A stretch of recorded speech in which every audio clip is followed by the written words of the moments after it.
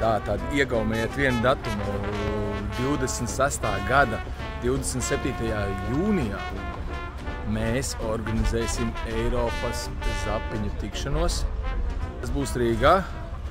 Zinu jau, kad būs noteikti Ungāri. Un nākošais gads liels darbs.